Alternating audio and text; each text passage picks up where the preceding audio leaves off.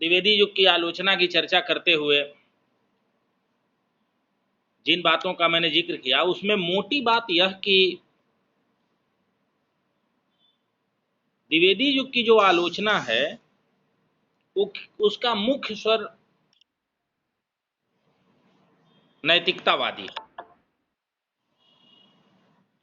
एक आदर्शवादी आलोचना, एक आदर्शवादी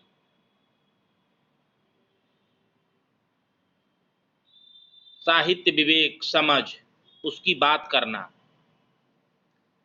ये बार बार द्विवेदी युग के आलोचकों में आता है। महावीर प्रसाद द्विवेदी के यहाँ नैतिकता का आग्रह था और वह बाद के परिदृश्य में दिखाई भी पड़ता है। नैषध चरिचर्या और कालिदास की निरंकुशता जैसे लेखों में भी कवि के आंतरिक शक्ति की पहचान कम और ऊपरी मूल्यांकन, ऊपर ऊपर का मूल्यांकन अधिक है। मिश्र बंधु विनोद और हिंदी नवरत्न की समीक्षा का कोई निर्मल कुमार जी हैं, वो पूछ रहे हैं कि प्रेमचंद का असली नाम क्या था। तो आप अपने बगल के दोस्तों से ही पूछ लीजिए, आपस में पूछेंगे तो एक दूसरे का वो भी होगा और आपको पता भी चल जाएगा। अपने मित्रों में ही पूछ लीजिए, इस तरह की चर्चाएं आपस में भी करनी चाहिए। तो पद्म सिंह शर्मा जी, आपस में वो आप लोग बात कर लीजिएगा। पद्म सिंह शर्मा एक विशिष्ट आलोचक जिनका जिक्र मैंने कल किया। तो कुल मिलाकर के तुलनात्मक समीक्षा और नैतिकतावादी सामान्य परिचयात्मक समीक्षा के आलोक में ही द्विवेदी युग की आलोचना को देखा जाना चाहिए। और इस तरह आलोचना के अंतर्गत अधिकतर चर्चाएं बहिरंग बातों पर हुई, बाहरी बातों पर हुई। फिर मैं शुक्ल जी, चूंकि शुक्ल जी को ही हम लोग पढ़ने जा रहे हैं, तो शुक्ल जी के ही संदर्भ में अगर मैं कहूं तो उन्होंने लिखा कि आलोचना अधिकतर बहिरंग बातों तक ही सीमित रही। भाषा के गुण दोष, रस, अलंकार आदि की समझ और परंपरागत विषयों तक ही आलोचकों का ध्यान गया। स्थायी साहित्य में परिगणित होने वाली, मतलब स्थायी साहित्य में शामिल होने वाली समालोचना, जिसमें कवि की अंतःवृत्ति का सूक्ष्म मूल्यांकन संभव हो, उसकी मानसिक प्रवृत्ति की विशेषताएं बताई जाएं, ऐसी आलोचना बहुत कम दिखाई पड़ी। रामचंद्र शुक्ल अपने से पहले की आलोचना की परंपरा को कह रहे हैं कि अधिकतर चर्चा बहिरंग बातों तक सीमित थी। कवि की आंतरिक प्रवृत्ति पर, अंतः चेतना पर, साहित्य के स्थायी मूल्य पर इस तरह का मूल्यांकन कम दिखाई दी, प्रायः नहीं हुई। आगे गद्य के तीसरे उत्थान के अंतर्गत आलोचना की चर्चा करते हुए उन्होंने कहा, अंतः प्रवृत्ति के छानबीन की बात फिर की। शुक्ल जी ने आगे चलकर फिर कहा, अंतः प्रवृत्ति की छानबीन की बात उन्होंने फिर की। हालांकि शिष्टता और विनम्रता बस उन्होंने यह नहीं कहा कि ऐसी आलोचना मैंने की है, जबकि उन्होंने की है, लेकिन शिष्टता बस और विनम्रता बस शुक्ल जी ने यह नहीं कहा कि जैसा आलोचना की मैं मांग कर रहा हूं उस युग से, ऐसी आलोचना मैंने की है, यह बात उन्होंने नहीं कही। बल्कि उत्तम पुरुष के प्रयोग से बचते हुए शुक्ल जी ने केवल इतना लिखा कि इस इतिहास ग्रंथ के लेखक ने, अपने इतिहास में लिख रहे हैं तो इसलिए लिखा कि इस इतिहास ग्रंथ के लेखक ने तुलसी, सूत और जायसी पर विस्तृत समीक्षाएं लिखी, जो पुस्तकाकार छपी। शेष दो, भ्रमर गीत सार की भूमिका में और जायसी ग्रंथावली की, उन्होंने कहा कि इस इतिहास के लेखक ने सूर, तुलसी और जायसी पर विस्तृत व्यवहारिक समीक्षाएं लिखी हैं, जिसमें तुलसीदास स्वतंत्र किताब के रूप में और भ्रमर गीत सूरदास और जायसी ग्रंथावली की भूमिका के रूप में वह आलोचनाएं छपी हैं, यह उन्होंने कहा। देखिए रामचंद्र, ये इस वाक्य के आधार से ही आपको पता चलेगा कि रामचंद्र शुक्ल की आलोचना की क्या विशेषता है। रामचंद्र शुक्ल जब हिंदी आलोचना में आए तो उसके पहले हिंदी में जो कवि की चर्चा मैं कल भी आपसे जिक्र किया, देव बड़े की बिहारी बड़े, और नवरत्न की खोज हो रही थी कि ये कवि हैं पृथ्वीराज फले फले फले फले, ये देव चिंतामणि घनानंद, ये केशव बिहारी मतिराम वगैरह वगैरह। रामचंद्र शुक्ल जब आलोचना की परिधि में, आलोचना के मैदान में आते हैं तो उन्होंने जो परंपरागत फ्रेमवर्क है उसको बदल दिया, और आप देखते हैं कि कविता के केंद्र में भक्तिकाल के कवि आ जाते हैं, और रीतिकाल की, इतिहास ग्रंथ में ही उन्होंने देखिए रीतिकाल के लिए उन्होंने शब्द का प्रयोग किया कि वाग धारा बंद नालियों में बहने लगी। बंद नालियों में बहना, बंद नाली में अगर कोई चीज बहता है तो उसमें से बदबू बनती है, सड़ांध पैदा होती है। नाली जब खुली रहती हैं तो उसमें पानी, वाग धारा, यह जो कविता की धारा है, इसको बांध दिया लोगों ने रीतिकाल में, रीतिवादी जो अभियान है। इसलिए रामचंद्र शुक्ल की आलोचना, रामबिलास जी कहते हैं कि रामचंद्र शुक्ल की आलोचना रीतिवादी विरोधी आलोचना के लिए एक अभियान है। रीतिवाद का वह विरोध करते हैं। क्यों? क्योंकि जिस नए तरह के स्वतंत्रता आंदोलन की उपज है रामचंद्र शुक्ल, जिस नवजागरण की उपज है रामचंद्र शुक्ल, उसमें रीतिकाल के कवि प्रेरणा नहीं दे सकते। हमारा साहित्य, रीतिकाल का साहित्य ऐसा नहीं है कि आपके भीतर किसी मानव मूल्य, सांस्कृतिक मूल्य, मनुष्यता और जीवन जगत के जो विराट सत्य हैं उनसे आपका परिचय कराता है, ऐसा साहित्य नहीं है। और मूल्यांकन में रीतिकाल ही है। तो इसलिए इस फ्रेमवर्क को शुक्ल जी ने बदल दिया, जो बहुत बड़ा काम था। वह कविता के केंद्र में, आलोचना के केंद्र में सूर, तुलसी और जायसी को ले आया, और सूर, तुलसी और जायसी के बहाने मनुष्यता, जीवन, दर्शन, लोक मंगल, इसीलिए उनके यहाँ जो कसौटी है वह लोक मंगल है। कविता का उद्देश्य लोक मंगल है, और इसलिए तुलसीदास श्रेष्ठ हैं कि राम इस लोक मंगल में सन्नत है। उनके जो नायक हैं, यह जो नायक नायिका का साहित्य है समूचा रीतिकाल का, इसको शुक्ल जी ने मजाक बनाया। और उनकी अब यहाँ समय नहीं है, या उतना आलोचना के इतिहास को पढ़ते हुए आपके पास वो नहीं, ये नहीं है, पढ़ने का प्रसंग भी नहीं है। जब रामचंद्र शुक्ल को अलग से आप पढ़ेंगे तो आप देखेंगे कि जो उनकी आलोचना की तैयारी है उसमें वो कौन कौन चीज पढ़ करके आते हैं। वो सीमित अर्थों में साहित्य के आलोचक भर नहीं थे कि जो रस, छंद, अलंकार और ये सब के आधार पर कविता का मूल्यांकन करेंगे या उसकी आलोचना करेंगे। वो व्यापक स्तर पर जो दुनिया भर में हो रहा है उन सबको पढ़े हैं। और इसलिए उन्होंने जो रिडल ऑफ द यूनिवर्स, जो हैकेल की किताब है, प्रसिद्ध प्राणीवेत्ता, जर्मन प्राणी वैज्ञानिक, जूलॉजी के विद्वान, हैकेल की किताब है रिडल ऑफ द यूनिवर्स, विश्व प्रपंच नाम से उसका वह अनुवाद करते हैं। एडविन आर्नल्ड की किताब लाइट ऑफ एशिया का वह बुद्ध चरित्र के नाम से अनुवाद करते हैं। आप जानते हैं या नहीं जानते हैं तो जानना चाहिए कि हैकेल विश्व प्रपंच जो किताब है रिडल ऑफ द यूनिवर्स, यह प्रसिद्ध जर्मन प्राणीवेत्ता, अनिश्वरवादी, जो ईश्वर को नहीं मानता, उसकी किताब है। रामचंद्र शुक्ल की दिलचस्पी ऐसी किताबों में होना, इस बात का, वो अकेली ऐसी किताब है जिसका जर्मन संस्करण, कितने संस्करण निकले हैं आप कह नहीं सकते, सबसे मशहूर की जिसकी बड़ी चर्चा हुई, तो उसका वो हिंदी में उसको ले आते हैं। तो इस तरह की जो विचार चेतना है उसका प्रभाव,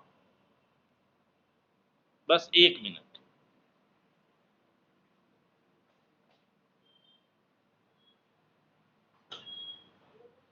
हम फोन करेंगे, काहे डिस्टर्ब करते हैं क्लास पढ़ा रहे हैं।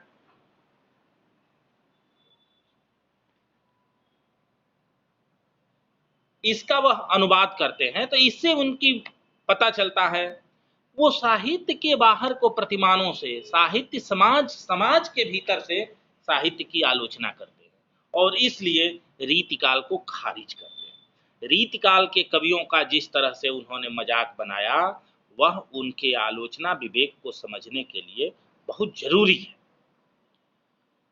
रामचंद्र शुक्ल इसीलिए आधुनिक आलोचना और विशुद्ध आलोचना के जन्मदाता है। उन्होंने केवल साहित्य का इतिहास ही नहीं लिखा बल्कि सूर, तुलसी, जायसी जैसे महत्वपूर्ण कवियों पर समीक्षाएं लिखी।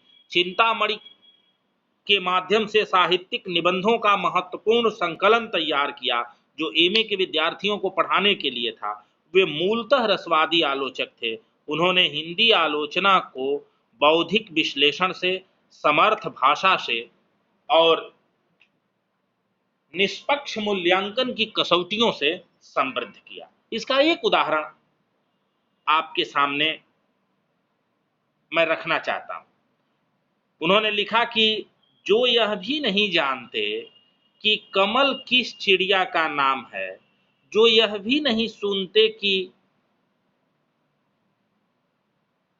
चातक कहां चिल्लाता है, जो आंख भर यह भी नहीं देखते कि आम प्रणय सौरभ पूर्ण मंजरियों से कैसे लदे हुए हैं, आम में मोर कैसे लगे हैं, जो यह भी नहीं आंकते कि किसानों के झोपड़ों के भीतर क्या हो रहा है, वे यदि 10 बने ठने मित्रों के बीच भारतवासी की औसत आमदनी का पता बताकर देश प्रेम का दावा करते हैं तो उनसे पूछना चाहिए कि भाइयों बिना परिचय का यह प्रेम कैसा। देखिए क्या कमेंट है। देश प्रेम चिल्लाने से नहीं होता, बोलने से नहीं होता, उसके लिए परिचय होना चाहिए। किससे? देश के पशु पक्षी से, जनता से, समाज से, खेत से, खलिहान से, चिड़ जानवरों से, पशुओं से, वनस्पतियों से, ऋतुओं से, फसलों से, आम जन से।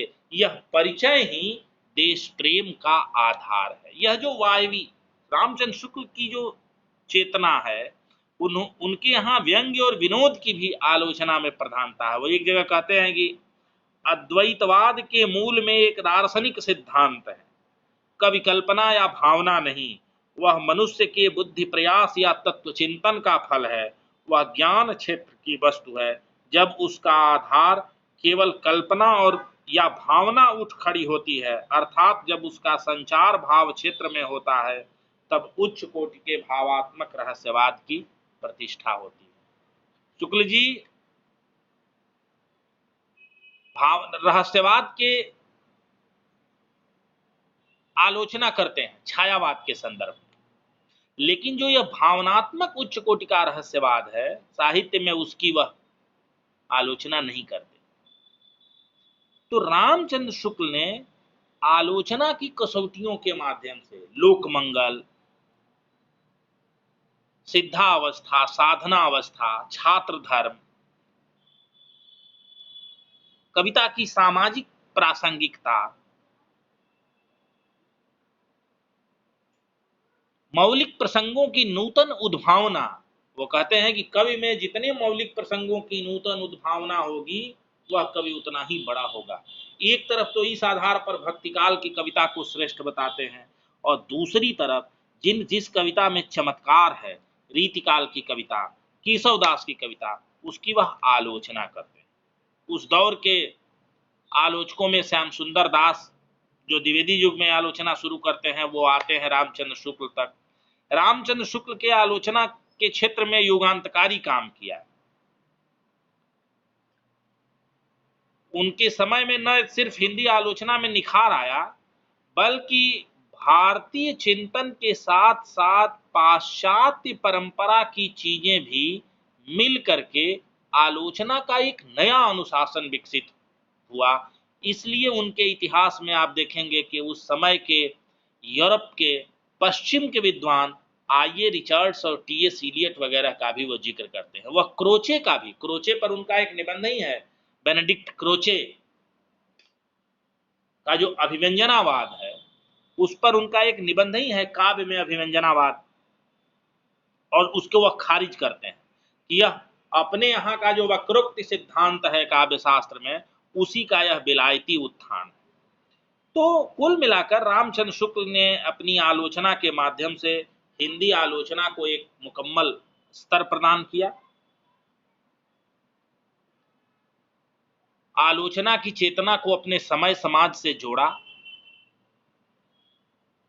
कविता के भीतर सामाजिक मंगल, लोक मंगल, जन कल्याण, जन सरोकार, इस तरह की अभिव्यक्ति को उन्होंने महत्ता प्रदान की। और भारतीय चिंतन के आलोक में साहित्य और संस्कृति की जो आपसी एकता है, इसको खोजने की कोशिश की। उन्होंने सैद्धांतिक आलोचना की भी शुरुआत की। उनका प्रसिद्ध निबंध कविता क्या है एक तरह से आधुनिक आलोचना में काव्यशास्त्र की ही नींव है कि कविता क्या होती है, कविता कैसे होती है, कविता की क्या विशेषताएं हैं, कविता की क्या जरूरत है। इन सब चीजों को वह ले आकर के, जो रसो वैसा, वह रसवादी आचार्य है, रसो वैसा, रस कैसा है, ब्रह्मानंद सहोदर की तरह, जो यह सब संस्कृत में कहा जा रहा था, वह कहते हैं कि जिस तरह बुद्धि की मुक्तावस्था ज्ञान दशा कहलाती है, उसी तरह हृदय की मुक्तावस्था रस दशा कहलाती है। जहां हृदय मुक्त हो जाए भावना में, उसको हम रस दशा कहते हैं। तो शुक्ल जी ने कुल मिलाकर हिंदी में आधुनिक आलोचना की नींव रखी, जिसके माध्यम से रीतिवादी जड़ता के खिलाफ, रीतिवादी जड़ता के समानांतर एक स्वच्छंद लोक मंगलकारी काव्य चेतना की प्रतिष्ठा हुई। यही कारण है कि कविता का जो पैराडाइम बना हुआ था, वह मानव शुक्ल जी के आकर उलट गया। पहले जो देव बिहारी केशव, यह जो बड़े कवि दिखते थे, रामचंद्र शुक्ल ने आने के बाद इसको पलट दिया, और तब तुलसी, सूर, जायसी, कबीर, यह कवि बड़े दिखने लगे। फिर भी कुछ चीजें ऐसी हैं, जैसे मध्यकाल की उत्पत्ति को लेकर, भक्ति आंदोलन की उत्पत्ति को लेकर शुक्ल जी की स्थापनाएं, और छायावाद की समझ को लेकर जो शुक्ल जी का दृष्टिकोण है, इन दोनों ने उनकी सीमाएं तय की। इसीलिए आलोचना की परंपरा में आप आगे के आलोचक देखेंगे तो उन्होंने शुक्ल जी की आलोचना से अपनी असहमति व्यक्त की। दोनों का कंट्रीब्यूशन अलग अलग है। रामचंद्र शुक्ल कहते हैं कि इस्लाम के आगमन के बाद यह जो हिंदू जाति में जो पराजय बोध का जो स्वर बनता है, यह भक्ति ने आकर के मानो उस पराजय बोध को दूर करने का प्रयास किया। तो भक्ति आंदोलन एक तरह से हतदर्प हिंदू जाति के भीतर एक पराजय बोध का स्वर, उसको भक्ति के अलावा, जाने के अलावा और कोई दूसरा विकल्प नहीं था। एक तो स्थापना उनकी है, वह भक्ति काल के उदय के पीछे इस्लाम आक्रमणकारियों की भूमिका को मानते हैं। दूसरा, वह छायावाद की कविता को लेकर, जो अपने उनके युग की कविता है, उसको मूल्यांकन को लेकर के भी उनके मन में उसका वह ठीक ठीक मूल्यांकन नहीं करते। आप जानते हैं कि उनका हिंदी साहित्य का इतिहास 1919 में आ चुका था, और अगर छायावाद की शुरुआत हम 20 से भी माने, हालांकि उस ऐसी कविताओं की शुरुआत 18 से हो गई थी, अगर हम 20 से भी माने तो उनके विषय में शुक्ल जी का दृष्टिकोण है वो बहुत सकारात्मक नहीं। हालांकि इतिहास के अगले संस्करणों में भी, जब छायावाद खत्म हो गया था, तब भी जो इतिहास के उनके संस्करण बने, उसमें उन्होंने छायावाद की स्थापना को लेकर के कोई बहुत मोटा परिवर्तन नहीं किया।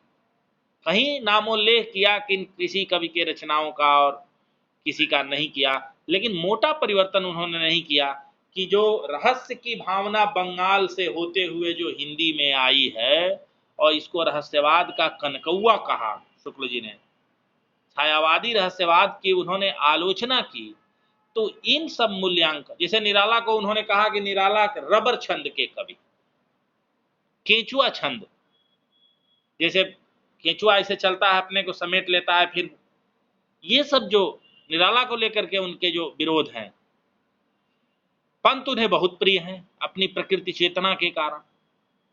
तो शुक्ल जी ने जो छायावाद के प्रति दृष्टिकोण बनाया, जो भक्ति काल की उत्पत्ति की पृष्ठभूमि जो रची, इन सब पर आने वाले समय के शुक्लोत्तर आलोचकों ने असहमति व्यक्त की। लेकिन रामचंद्र शुक्ल के दौर की जो आलोचना है, उसका मुख्य काम है नैतिकतावाद, आलोचना में नैतिकतावाद और रीतिवाद विरोधी अभियान के खिलाफ एक व्यापक विवेक विकसित करना, और वह विवेक शुक्ल जी विकसित करते हैं। उनके यहाँ रीतिवाद की भी आलोचना है और नैतिकतावाद की भी। साहित्य की कैसी समीक्षा होनी चाहिए, साहित्य की कैसी सैद्धांतिक और व्यवहारिक समीक्षा होनी चाहिए, जिसमें कितनी तटस्थता, निष्पक्षता, वस्तुनिष्ठता होनी चाहिए, एकदम टू दी पॉइंट। यह अकारण नहीं है कि समूचे हिंदी साहित्य के इतिहास, उनके पूरे इतिहास में आप देखेंगे, एक कवि पर जैसा उन्होंने कहा है, दूसरे कवि पर वैसा नहीं कहा। ये उनकी जो मार्मिक दृष्टि है।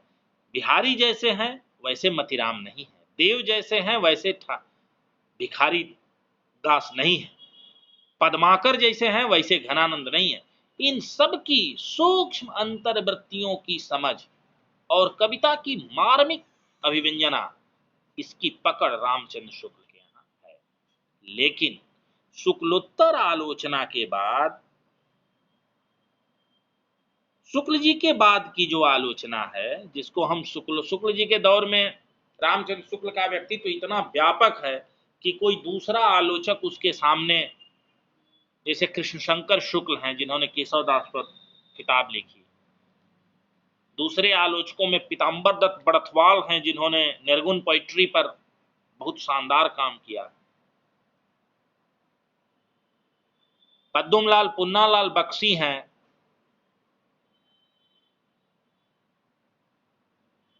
हालांकि उसी दौर में छायावाद के कवि भी आलोचना लिख रहे थे। प्रसाद ने काव्य कला और अन्य निबंध जैसी कृति लिखी, पंत ने छायावाद का मूल्यांकन एक किताब ही लिखी। संभव है कि यह शुक्ल जी की छायावाद के मूल्यांकन न करने के कारण उस दौर का, अपने दौर का इतना बड़ा आलोचक और अपने दौर की ही कविता का मूल्यांकन करने में उससे चूक हो जाए, इस कमी को उन छायावादी कवियों को आलोचना लिखने के लिए कलम उठाना पड़ा। निराला ने भी पंत और पल्लव और बाद में चाबुक नाम से निबंध लिखे, चाबुक शीर्षक से वो निबंध छपे हुए। तो छायावाद के कवियों ने भी आलोचनाएं लिखी, लेकिन मैं पेशेवर आलोचक के तौर पर, चूंकि हम लोग रामचंद्र शुक्ल का हिंदी आलोचना में बात कर रहे हैं, छायावादी आलोचकों के भी आलोचना का महत्व है आलोचना के इतिहास में, लेकिन मुख्य तौर पर जो हिंदी आलोचना में पेशेवर आलोचक हैं, उसमें व्यवस्थित आलोचना की शुरुआत रामचंद्र शुक्ल के यहाँ होती है। और शुक्ल जी की ये स्थापनाएं हैं जिनका मैंने जिक्र किया। शुक्ल जी के बाद के आलोचकों में, शुक्ल जी का काल, आलोचना का काल एक तरह से 41-42 तक पूरा हो जाता है। अगर मान के चला जाए कि उन्होंने 1909 में कविता क्या है निबंध लिखने की शुरुआत की थी मिर्जापुर, 1909 में नहीं बल्कि 1910-11 में, प्रारंभिक दौर में जब वो मिर्जापुर में थे। तो 12 में उन्होंने बंग महिला की रचना कुसुम संग्रह के संपादन किया और उसकी भूमिका लिखी। तो अगर 12 के तौर पर भी हम उनके आलोचना विवेक की शुरुआत माने या 10 माने, तो 10 से लेकर 40-42 तक, ये जो 32-33 साल का जो समय है, रचनात्मक समय, इसमें हिंदी साहित्य का इतिहास, शोर, तुलसी, जायसी पर व्यवहारिक समीक्षा, जायसी ग्रंथावली के माध्यम से जायसी की कविताओं का पाठ निर्धारण, भ्रमर गीतसार के माध्यम से भ्रमर गीत का छात्रोपयोगी पाठ निर्धारण, रस मीमांसा के निबंध और 3 खंडों में चिंतामणि विषयक निबंध, इनके माध्यम से, इसके अलावा उन्होंने जो और लिखा उसका जिक्र मैं नहीं कर रहा हूं, वो बहुत ज्यादा है। जो अनुवाद किया, जो दूसरे विषयों पर लिखा जिनका हिंदी साहित्य से डायरेक्ट कोई संबंध नहीं है, उन सबको अगर छोड़ भी दिया जाए तो इस 32 साल में एक तरह से उन्होंने हिंदी आलोचना को ऊंचाई प्रदान की और अपनी स्थापनाओं के द्वारा साहित्यिक आलोचना की बुनियाद मजबूत की। उनके बाद के आलोचकों में पहला बड़ा नाम उनके ही विद्यार्थी, उसी विभाग के विद्यार्थी जो शुक्ल जी के स्टूडेंट भी थे, नंदुलारे वाजपेयी हैं, जिन्होंने शुक्ल जी की स्थापनाओं पर असहमति व्यक्त की। और यह असहमति छायावाद के सवाल को लेकर था, छायावाद की आलोचना को लेकर। नंदुलारे वाजपेयी की पहली महत्वपूर्ण कृति हिंदी साहित्य 20वीं शताब्दी। शांतिप्रिय द्विवेदी, किसी ने पूछा, शांतिप्रिय द्विवेदी उसी के छायावाद के ही दौर के आलोचक हैं, और प्रसंगवश भूल रहा था कह दूं, उस दौर की आलोचना पर लिखते हुए शुक्ल जी ने लिखा है कि प्रभाववादी आलोचकों की कुछ कोट गिनाई है। प्रभाववादी आलोचना जो रचना में इतने भावुक ढंग से डूब जाए, रचना को इतना प्रभाव अपने ऊपर आवेशित कर लें कि उससे बाहर न देख सके। ऐसे कहा कि प्रभाववादी आलोचना कोई ठीक ठिकाने की चीज नहीं है। ये शुक्ल जी का ही शब्द है, ठीक ठिकाने की चीज नहीं है। इन प्रभाववादी आलोचना का एक नाम शांति प्रिय द्विवेदी भी है। उनको छायावाद का मल्लिनाथ भी कहते हैं। टीका, जैसे संस्कृत साहित्य में मल्लिनाथ की जो टीका परंपरा है, पाठ में जो डूबना है, तो शांतिप्रिय द्विवेदी प्रभाववादी आलोचक हैं, जिसे रामचंद्र शुक्ल ठीक ठिकाने की आलोचना नहीं मानते। ये उन्हीं के इतिहास में प्रभाववादी आलोचकों के लिए कहा। अपने दौर की आलोचना, अपने समय की जो आलोचनात्मक किताबें आ रही हैं, उसमें वह एक ठीक ठिकाने की किताब मानते हैं, वो है पंत एक साहित्यिक विवेचन, डॉक्टर नगेंद्र की किताब। तब नगेंद्र बहुत युवा अध्यापक थे। बहरहाल, शुक्ल जी की आलोचनात्मक चेतना से टकराने का काम दो लोगों ने किया, जिसे हम शुक्लोत्तर आलोचक के रूप में, शुक्ल जी की बाद की आलोचना परंपरा के रूप में जानते हैं। एक हैं नंदुलारे वाजपेयी, जो उन्हीं के शिष्य भी रहे हैं, जिनकी प्रसिद्ध किताब, शुरुआती पहली महत्वपूर्ण किताब है हिंदी साहित्य 20वीं शताब्दी। उसमें रामचंद्र शुक्ल पर उनके 3 लेख हैं। और दूसरा नाम हजारी प्रसाद द्विवेदी का है। हजारी प्रसाद द्विवेदी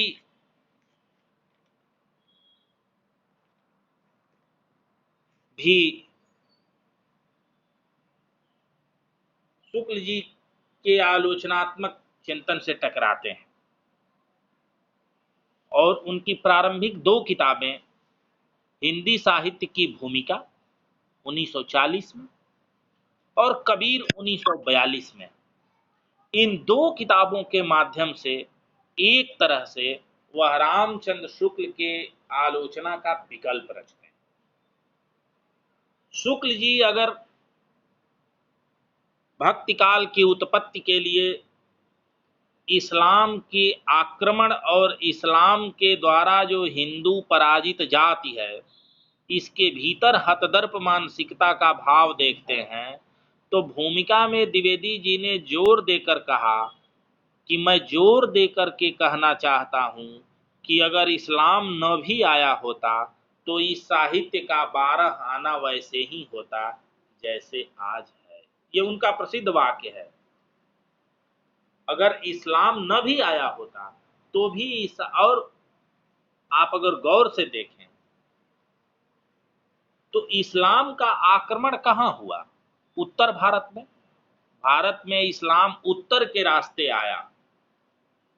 अब भक्ति काल की उत्पत्ति कहां हुई भक्ति काव्य की? सुदूर दक्षिण में आलवार नयनार संतों के माध्यम से भक्ति द्राविण उपजी। लायो रामानंद प्रकट किया कबीर ने सप्तदीप नवखंड। ये भक्ति की उत्पत्ति दक्षिण में क्यों हुई? वहां तो इस्लाम गया नहीं।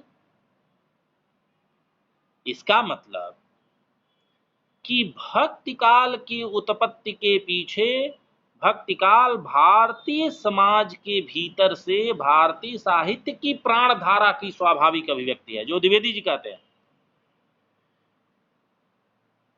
भक्ति काल के पहले जिन विद्यार्थियों ने आदिकाल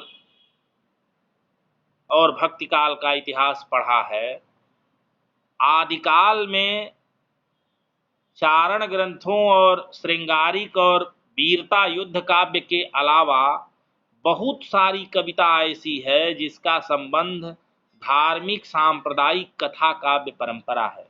बहुत सारी कविता ऐसी है जिसका संबंध लौकिक संत परंपरा की कविता, जैसे जोइन, जैसे राम सिंह, पाहुड़ दोहा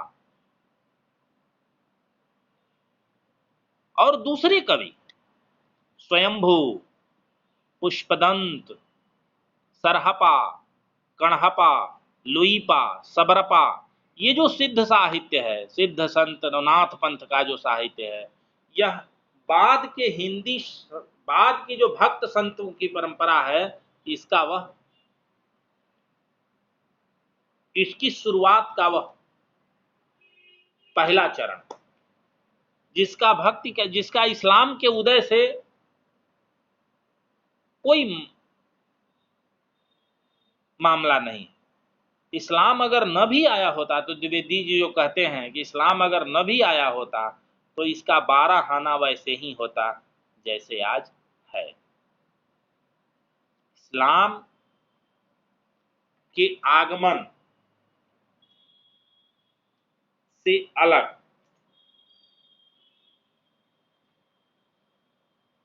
इस साहित्य का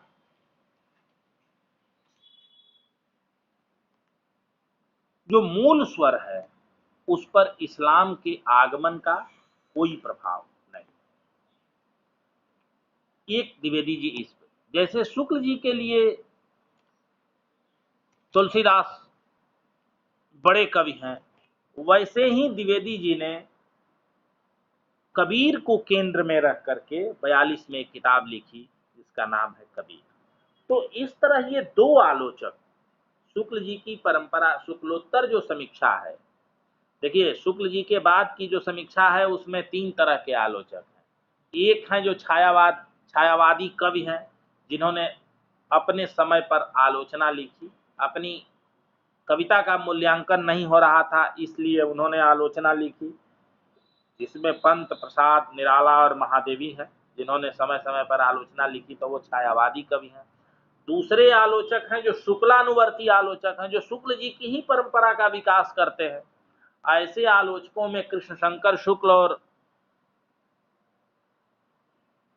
वांग्मय विमर्श के लेखक विश्वनाथ प्रसाद मिश्र है, जो उसी हिंदी विभाग में अध्यापक थे जिसमें शुक्ल जी थे। शुक्लोत्तर समीक्षा, शुक्ल जी की जो बाद की जो समीक्षा है, जिसमें मैंने ये 2 नाम आपके सामने लिया, उसमें शुक्ल जी की कई धारणाओं का विरोध पंत, प्रसाद, निराला और शांतिप्रिय द्विवेदी और महादेवी इन लोगों ने किया था। बाद में शांतिप्रिय द्विवेदी को छोड़कर जिन्हें प्रभाववादी आलोचक माना जाता है, बाकी सारे लोग कवि थे, इसलिए उनकी आलोचनात्मक कृतियों में विचारों की गरिमा और उत्तेजना चाहे जितनी हो, उसका दृष्टिकोण, उन कृतियों का दृष्टिकोण सुसंगत आलोचनात्मक नहीं था। इसलिए इन विचारों का आलोचनात्मक महत्व तो है, लेकिन उन्हें स्वतंत्र आलोचना के रूप में स्थापित करना मुश्किल है। शुक्ल जी के ही जीवन काल में लिखने वाले जो उनके बाद के आलोचक हैं, उनकी परंपरा के बाद के आलोचक हैं, उसमें 3 महत्वपूर्ण नाम हैं। 2 का जिक्र मैंने अभी किया, नंदुलारे बाजपेयी, हजारी प्रसाद द्विवेदी और डॉक्टर नगेंद्र, जिनकी किताब को ठीक ठिकाने की किताब अपने इतिहास में शुक्ल जी कहते हैं। नंदुलारे बाजपेयी के पहला महत्वपूर्ण आलोचनात्मक ग्रंथ है हिंदी साहित्य 20वीं शताब्दी, जिसमें रामचंद्र शुक्ल पर 3 निबंध हैं। पहले लेख में उनके महत्व और उनकी देन की चर्चा है। माना यह जाता है कि यह लेख नंदुलारे बाजपेयी ने शुक्ल जी की मृत्यु के बाद लिखा था। शेष जो 2 लेख हैं, रामचंद्र शुक्ल, तीनों लेखों का शीर्षक है रामचंद्र शुक्ल 1, रामचंद्र शुक्ल 2, रामचंद्र शुक्ल 3। तो रामचंद्र शुक्ल 2 और 3 लेख जो हैं, वह उनके ही जीवन काल में प्रकाशित हुआ था और उन लेखों में शुक्ल जी की आलोचना की सीमाएं, कमियां बताई गई थी। वाजपेयी जी ने लिखा है कि स्थूल व्यवहारवाद को और रहस्यवाद की कनकौए से तुलना कर रामचंद्र शुक्ल ने नवीन कविता के साथ, नवीन कविता माने जो छायावाद की कविता है जो उनके दौर में विकसित हो रही है, नवीन कविता के साथ शुक्ल जी ने अन्याय किया है। फिर वाजपेयी जी ने आगे लिखा कि छायावाद अथवा रहस्यवाद का क्षेत्र बहुत विस्तार है, उसमें मनुष्य के आध्यात्म पक्ष का संपूर्ण निरूपण इस प्रकार की कविता के अंतर्गत किया गया है। आध्यात्म पक्ष से समस्त जीवन की व्याख्या की जा चुकी है। हम जिस अर्थ में छायावाद अथवा रहस्यवाद को लेते हैं, उसमें ब्लैक ही नहीं, वर्ड्सवर्थ, शेली, कीट्स, बायरन की कविताएं भी आती हैं। अब आप ध्यान से देखें तो वर्ड्सवर्थ, शेली और पंत, यह तो रामचंद्र शुक्ल को भी प्रिय थे। वाजपेयी जी जिन कवियों की विशेषताओं का उल्लेख करते हैं, उसे शुक्ल जी भी स्वाभाविक रहस्य भावना मानते हैं और उसकी अभिव्यक्ति के वो प्रशंसक हैं। लेकिन उनकी मुख्य आलोचना है विचार, शुक्ल जी की विचार सरणी में बुद्धि, ज्ञान और कर्म के विरोध के लिए स्थान नहीं था। बुद्धि के जिस अतिचार को प्रसाद और वाजपेयी जी इतना हानिकर और अग्रहणीय मानते हैं, शुक्ल जी उसको बुद्धि न कह करके दुर्बुद्धि कहते हैं। वाजपेयी जी की जो मुख्य असहमतियां हैं रामचंद्र शुक्ल से, वह है छायावाद की कमियों को लेकर। द्विवेदी जी की जो मुख्य असहमतियां हैं शुक्ल जी से, वह भक्ति काल की उत्पत्ति को लेकर और कबीर बनाम तुलसी की बहस को लेकर के।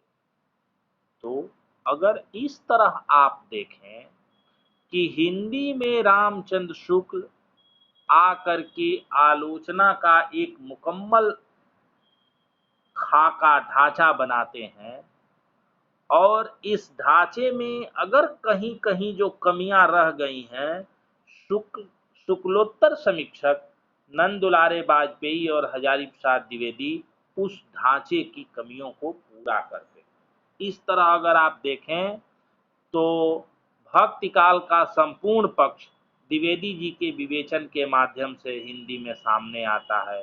छायावाद का संपूर्ण पक्ष नंदुलारे बाजपेयी के माध्यम से हिंदी में सामने आता है।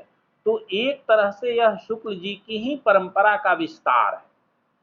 बाद में जिसको दूसरी परंपरा कहा गया, अगर उसका मैं प्रयोग न भी करूं तो यह शुक्ल जी की ही परंपरा का विस्तार है। और इसमें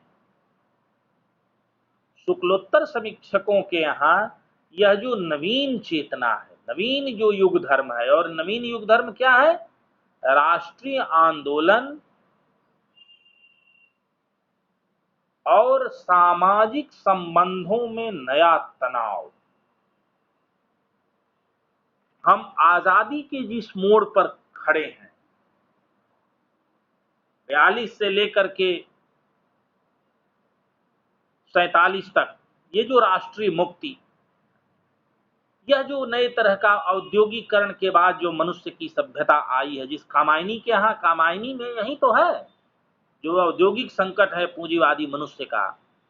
छायावाद की कविता इस राष्ट्रीय जागरण के आलोक में औद्योगिक जो मनुष्य बना है, जो पूंजीवादी समाज में जो मनुष्य बना है, उसके विवेक को, वह उसके सौंदर्य बोध को, उसके सांस्कृतिक विवेक को छायावाद खोजता है।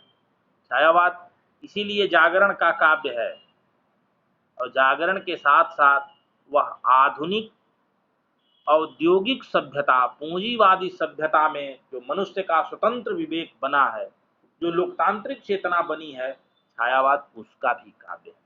तो कुल मिलाकर वाजपेयी जी और हजारी प्रसाद द्विवेदी ने इस आलोचना की परंपरा का विस्तार किया। द्विवेदी जी का स्वर मानवतावादी है और नंदुलारे वाजपेयी का स्वर राष्ट्रीय नवजागरण में विवेक, राष्ट्रीय नवजागरण के विवेक को जागृत करने वाला है।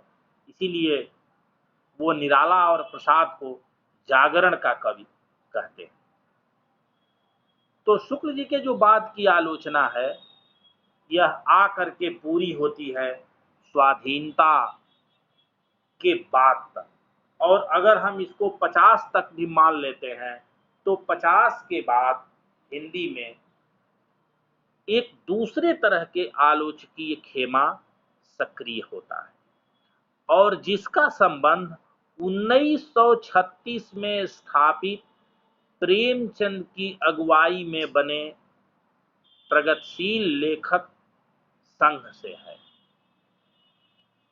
प्रगतिशील लेखक संघ की स्थापना 1936 में होती है, और प्रगतिशील लेखक संघ के पीछे मार्क्सवादी चेतना का प्रभाव स्पष्ट है।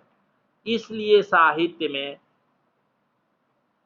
प्रगतिशील लेखक संघ के माध्यम से मार्क्सवादी आलोचना का जन्म होता है, और मार्क्सवादी विवेक 1936 में तो साहित्य में शुरू हो जाता है प्रेमचंद के माध्यम से, लेकिन मार्क्सवादी आलोचना का व्यवस्थित जन्म, उसकी व्यवस्थित शुरुआत होती है शिवदान सिंह चौहान के निबंध से, प्रगतिशील साहित्य की समस्याएं।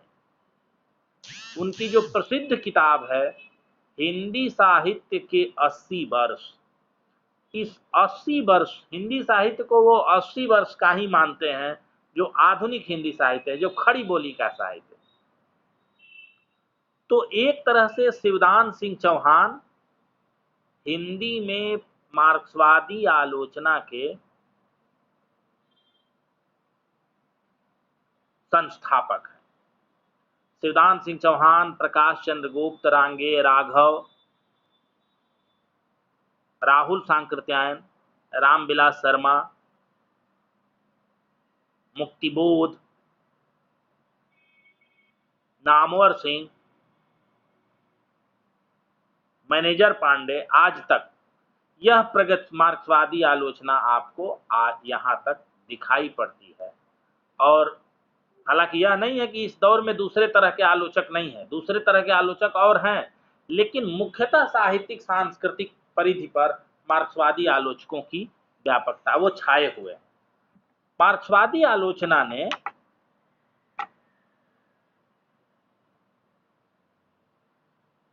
जैसे प्रगतिशील साहित्य की जरूरत पर बल दिया और साहित्य को सामाजिक परिवर्तन के साधन के रूप में विश्लेषित किया, यह मार्क्सवादी आलोचना की विशेषता है। शुरुआती दौर के जो मार्क्सवादी आलोचक हैं, रांगे राघव, शिवदान सिंह चौहान, प्रकाश चंद्र गुप्त, इन लोगों ने संस्कृति और परंपरा पर काफी निषेधवादी रवैया, निषेध का रुख अपनाया और परंपरा की आलोचना की। कई बार यह आलोचना बहुत उटपटांग और भोड़े ढंग की थी। इसलिए शुरुआती दौर की जो मार्क्सवादी आलोचना है उसमें एक खास तरह का परंपरा द्रोह और उतावलापन है। अपनी बात को कहने का एक खास तरह का उतावलापन है और परंपरा के विरोध में। ये तो कम्युनिस्ट पार्टी के जो शुरू के लोग थे वो गांधी को पूंजीवाद का दलाल कहते थे। अब आप सोचिए कि यह गांधी की मुकम्मल आलोचना क्या हुई। तो मार्क्सवादी आलोचना से प्रभावित जो हिंदी में आलोचक थे वो भक्तिकाल को, तुलसीदास को, सूरदास को, इन सबको प्रतिक्रियावादी साहित्य कहते थे और इसका मूल्यांकन प्रतिक्रियावादी साहित्य में करते थे कि इसका कोई बेहतर समाज के निर्माण में इस तरह के साहित्य की कोई भूमिका नहीं है। ये सब धार्मिक पोंगापंथी और पुराणपंथी साहित्य। और इससे प्रभावित बहुत सारे लोग, रांगे राघव और मुक्तिबोध ने भी ऐसी आलोचनाएं लिखी। लेकिन यह एक पक्ष है। मार्क्सवादी आलोचकों पर राय बनाने से पहले केवल इस पक्ष को ही नहीं, दूसरे पक्ष को जानना चाहिए कि बहुत सारे मार्क्सवादी आलोचकों ने परंपरा के मूल्यांकन ही नहीं किया बल्कि परंपरा की बेहतर व्याख्या की। और ऐसे आलोचकों में रामविलास शर्मा और नामवर सिंह का नाम बहुत महत्वपूर्ण है। तो मार्क्सवादी आलोचना के दो पक्ष हैं, एक शुरुआती पक्ष और एक उसके बाद का पक्ष। और इसीलिए हिंदी में मार्क्सवादी आलोचना को लोकप्रिय बनाने का, मार्क्सवादी आलोचना के माध्यम से साहित्य संस्कृति में वाद विवाद संवाद को जन्म देने का, बहस करने का, परंपरा पर बात करने का, संस्कृति की निरंतरता को व्याख्यायित करने का और अंग्रेजी राज विरोधी जो चेतना है साहित्य में उसको विश्लेषित करने का, हिंदी की जो महान परंपरा है भक्ति काल से लेकर के भारतेंदु हरिश्चंद्र से होते हुए रामचंद्र शुक्ल का, इन सबको एक क्रम में विश्लेषित करने का, इसका श्रेय किसी दूसरे आलोचक को नहीं बल्कि मार्क्सवादी आलोचक रामविलास शर्मा को जाता है। इसलिए मार्क्सवादी आलोचना एक हिंदी में एक स्वतंत्र आलोचना का एक स्वतंत्र कालखंड है और बहुत महत्वपूर्ण कालखंड है जहां से आलोचना का एक मुकम्मल परिधि बनती है जिससे हमारा दौर भी प्रभावित है। यह चेतना कहीं न कहीं आज भी हिंदी में मार्क्सवादी आलोचना का दौर आज भी वही स्वर प्रभावित करता है। उसी के आधार पर हम लोग भी साहित्य संस्कृति पढ़ने लिखने की समझ विकसित की है लोगों ने। इसलिए यह आलोचना का अंतिम दौर है जिस पर बाद में कल चर्चा करेंगे। ठीक है, अगली क्लास।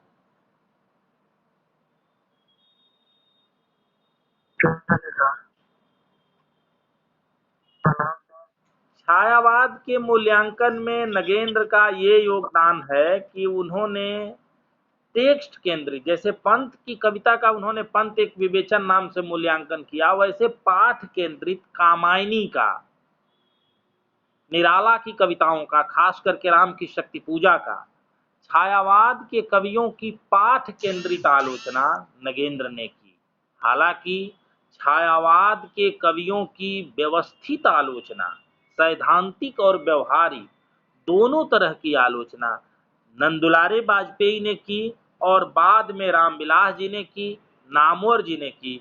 नंदुलारे वाजपेयी ने तो पंत प्रसाद और निराला इस तरह से किताब, एक उनकी किताब ही है निराला, एक किताब है महाकवि प्रसाद, उसमें निराला रामविलास जी ने परंपरा का मूल्यांकन और निराला की साहित्य साधना में, और नामवर जी ने छायावाद के नाम से उन्होंने किताबें ही लिखी। बाद में उन्होंने प्रसाद और पंत और निराला पर अलग अलग भी छिटफुट लेख लिखा, इसके माध्यम से किया। नगेंद्र ने पाठ केंद्रित आधार पर कामायनी, निराला की कविताएं और पंत को समझने की कोशिश की।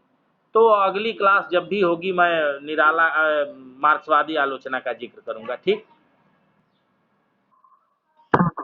चलिए, प्रणाम।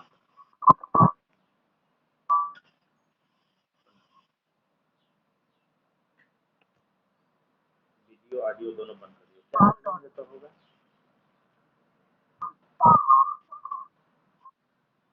रिकॉर्डर कहाँ गया?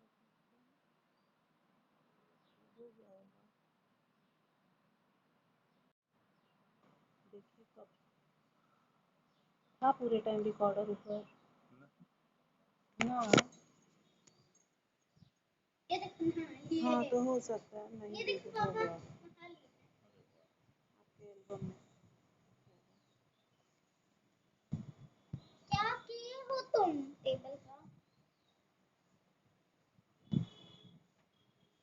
यूनिवर्सिटी में भरिए यार, जाइए आप भी। ये भी पागल होता है। यूनिवर्सिटी में हम उतना बेवकूफ़ नहीं है कि हम अपना मूल्यांकन नहीं करते। चुप रहिए, ऐसे क्यों बोल रहे हैं? हम बता तो रहे हमने हैं जितने तो। लोग गए हम दूसरी जगह गुजरे हैं। अब निश्चित अच्छा वो लोग अपने योग्यता के आधार पर थोड़े गए हैं, दूसरी वजह से गए हैं, हाँ तो कोई भी ठीक है, गए। कभी ना कभी वो वजह भी मिल जाएगी ना। वीडियो आपका गैलरी में कहाँ रिकॉर्ड हुआ है? अच्छा वहाँ जाना पड़ेगा। रुको।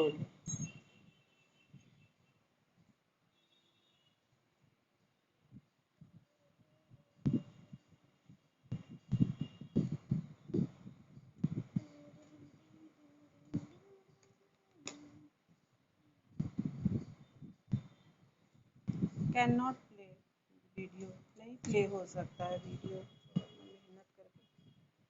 मेरे में तो और जगह नहीं है, हम तो खुद ही डिलीट किए थे अपना, देखें क्या होता है।